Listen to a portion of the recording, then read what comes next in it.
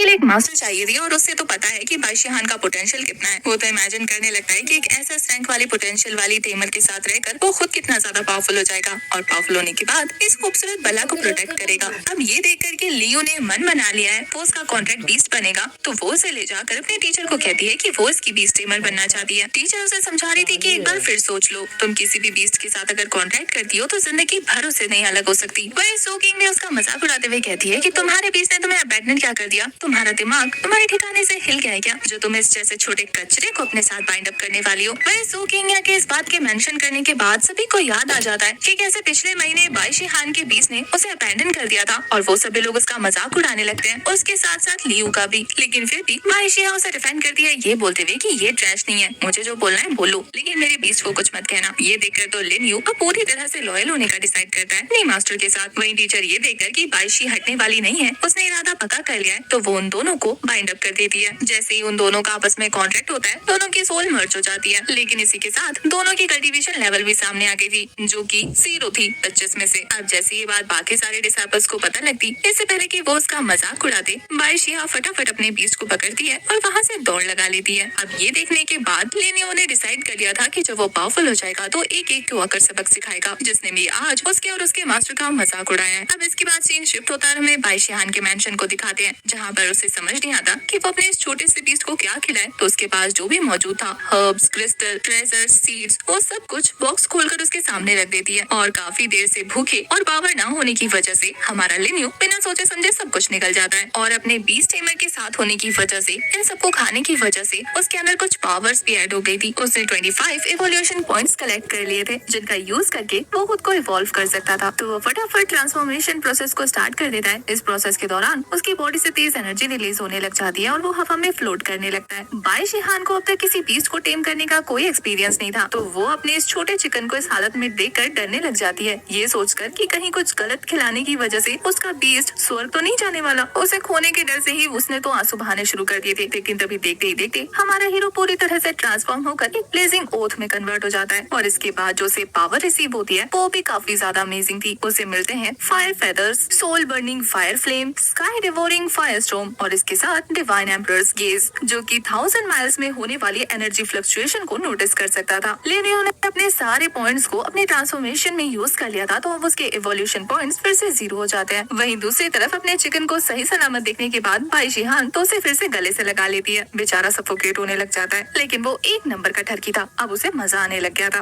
बादशाहान सच में काफी ज्यादा डर चुकी थी। वो उसे सही सलामत देखकर कहती है कि आइंदा से मैं तुम्हें कुछ भी ऐसा वैसा नहीं खिलाऊंगी। अब भी उसे लग रहा था कि सारी गलती उसकी है। लिनियो उसे देखकर कहता है कि ये कितनी भोली है, अब भी लगता है इसे खुद की गलती है। फिर वो बड़े चाव से अपने बीस्ट टेमर को अपनी बॉडी दिखाता है, जो कि अब पूरी तरह से ट्रांसफॉर्म हो चुकी थी। उसके रेड फेदर देखकर वो उसे कहती है कि अब तुम पहले से ज्यादा क्यूट लग रहे हो। वो तो तारीफ पाकर खुश हो गया था, लेकिन अब वो कसम खाता है कि अब वो खुद को पूरी तरह से इवॉल्व करके अपने मास्टर को प्रोटेक्ट करेगा। इसीलिए सिस्टम से रास्ता मांगने लगता है कि जल्दी से बताओ कि मुझे इवोल्यूशन पॉइंट्स कैसे गेन होंगे। सिस्टम उसे बताती है कि अगर तुम्हें जल्दी पॉइंट्स चाहिए तो तुम्हें बीस्ट को मारना होगा और उन्हें मारकर उनका कोर खा लेना और साथ ही स्पिरिचुअल पावर भी अब्सॉर्ब कर लेना। इससे इवोल्यूशन पॉइंट्स काफी रैपिडली ग्रो करेंगे। लिनियो को मॉन्स्टर को डिवोर करने का आइडिया काफी पसंद आता है। फिर उसकी नजर बादशाहान पे पड़ती है, जो अभी भी यही सोच रही थी कि वो अपने छोटे से बीस्ट को किस तरह से पावरफुल करे। कि उसे परेशान होता देखकर लिन भी लाइक कितनी येड़ी है, खुद की हालत मुझसे भी खराब है, लेकिन फिर भी मेरे कल्टीवेशन के बारे में सोच रही है। अब तो मुझे अपने साथ साथ इसकी भी कल्टीवेशन बढ़ाने का कोई रास्ता निकालना होगा। और फिर वो अपने डिवाइन एम्परर गेज का यूज करके आसपास के जंगल को मॉनिटर करना शुरू कर देता है। वहाँ पर उसे एक अजीब सी एनर्जी फ्लक्चुएशन फील होती है, तो वो फटाफट से अपने मास्टर को लेकर जंगल की तरफ जाने का डिसाइड करता है। अब ये देख कर कि लिन याओ बैंक माउंटेन जाने वाला है। बादशाहान यही सोच रही थी कि वहाँ पर मौजूद लोएस्ट रैंक के मॉन्स्टर भी मेरे बीच से ज्यादा पावरफुल है, लेकिन फिर अचानक से उसके हाथ में रखा हुआ ब्रेसलेट ग्लो करने लग गया था। और फिर वो रिलैक्स होते हुए कहती है कि मैं हूं ना,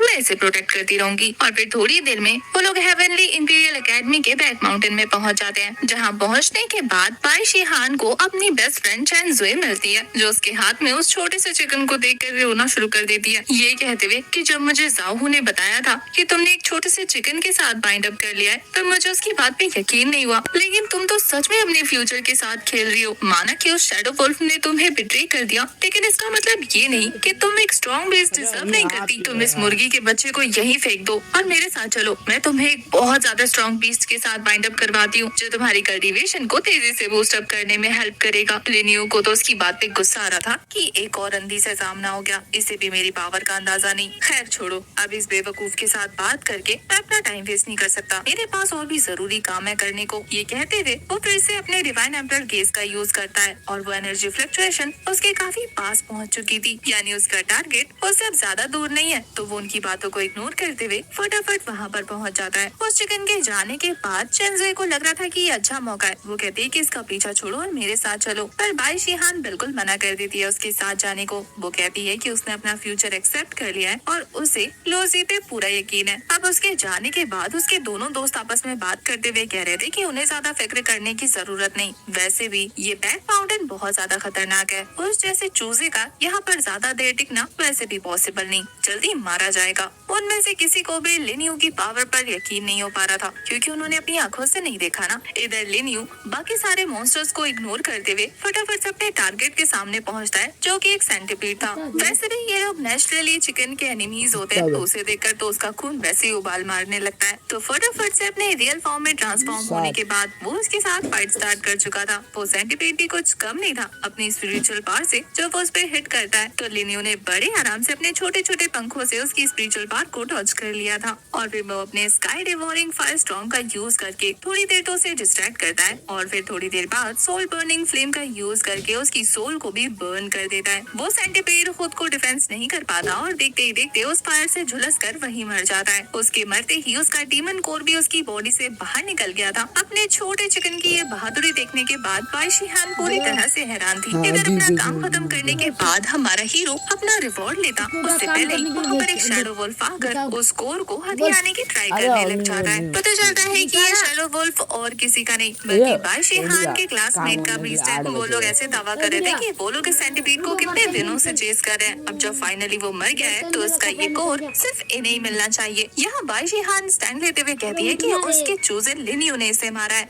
ये सुनकर वो लोग जोर जोर से हंसकर उसका मजाक उड़ाते हुए कहते हैं कि एक ट्रैश के साथ बाइंड अप करने के बाद तुम्हारा दिमाग भी कचरा हो गया है क्या? ये पिद्दा सा चूजा जो एक छोटे से केचुए को भी ना मार सके, उसने इस हाई रैंक के सेंटीपीड को मारकर इसका बीस्ट कोर निकाला होगा। तुम्हें क्या हम लोग शक्ल से बेवकूफ दिखते हैं? यहाँ से निकलो, हमारा टाइम वेस्ट करने की जरूरत नहीं है। ये कहते हुए वो अपने शैडो वुल्फ को आगे कर देता है ताकि वो उस बीस्ट कोर को हासिल कर सके। लेकिन इससे पहले कि वो उसे झपटता, बाई शिहान दौड़कर उस कोर को लेकर सीधा लिनियो की तरफ थ्रो कर देती है। वो भी फटाफट उस कोर को झपटते हुए निकल जाता है। अब अपनी चीज के हाथ से गुजरने के बाद वो बंदा काफी गुस्से में अपने बीच से कहता है कि जाकर उस छोटे से पिद्दे को निकल लो। वो भी तैयार था लिनियो पर अटैक करने के लिए। इधर सिस्टम हमारे लिनियो को बताती है कि उस कोर को निकलने के बाद अब वो 62 रैंक का डीमन बन गया है और उस सेंटीपीड को मारने के बाद उसे जो इवोल्यूशन पॉइंट्स मिले हैं वो 60 है, जिनका यूज करके वो फिर से इवोल्यूएट हो सकता है। लिनियो के सामने मुसीबत खड़ी थी जो कि उससे स्ट्रॉन्ग थी, इसलिए वो बिना एक भी सेकंड गवाए सिस्टम को ऑर्डर देता है कि उसे ट्रांसफॉर्म करे। तो फिर क्या था, उसके सारे पॉइंट्स को यूज करके सिस्टम उसकी कल्टीवेशन को बूस्ट करने लग जाती है। एक जबरदस्त स्पिरिचुअल एनर्जी के ब्लास्ट के साथ हमारा हीरो देखते ही देखते क्रिम्सन फ्यूनिक्स में कन्वर्ट हो जाता है। उसकी ट्रांसफॉर्मेशन लुक को देखने के बाद तो वो वेयरवुल्फ भी काफी बुरी तरीके से डरने लग गया था। यहाँ सिस्टम लिनियो को बताती है कि उसे जो स्किल्स मिले हैं उसमें उसका ये फ्यूनिक्स टेल काफी ज्यादा काम का है, जो कि एक फायर फेदर फ्लेमिंग व्हाइट में कन्वर्ट हो सकता है, जिसकी खासियत ये है कि वो वाइड रेंज अटैक करने में एक्सपर्ट है। याद है कि अब वो अपने फायर फेदर को भी थ्रो कर सकती है किसी नीडल की तरह, जो कि जाते ही सीधा उसके एनिमीज को झुलसा देंगे।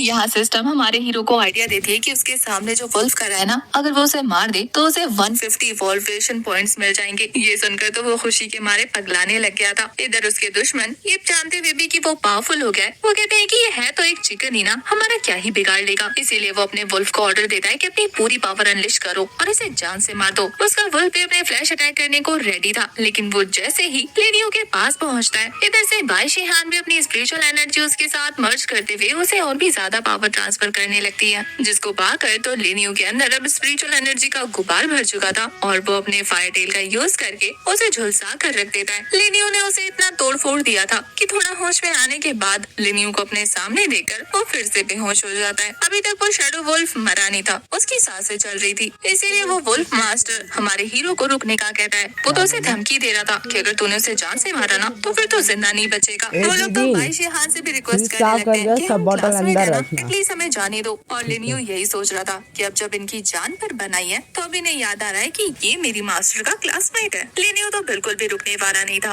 वो उस पीस को मारने लगता है। इससे पहले कि ये लोग उसे डिस्टर्ब कर दे, बाइशी आकर उनका रास्ता रोकते हुए कहती है कि तुम लोग ये चीज डिजर्व करते हो। यहाँ देखते ही देखते लिनियो ने उस वेयरवुल्फ की सारी स्पिरिचुअल पावर को एब्जॉर्ब कर लिया था। उस वुल्फ को ये लोग उसे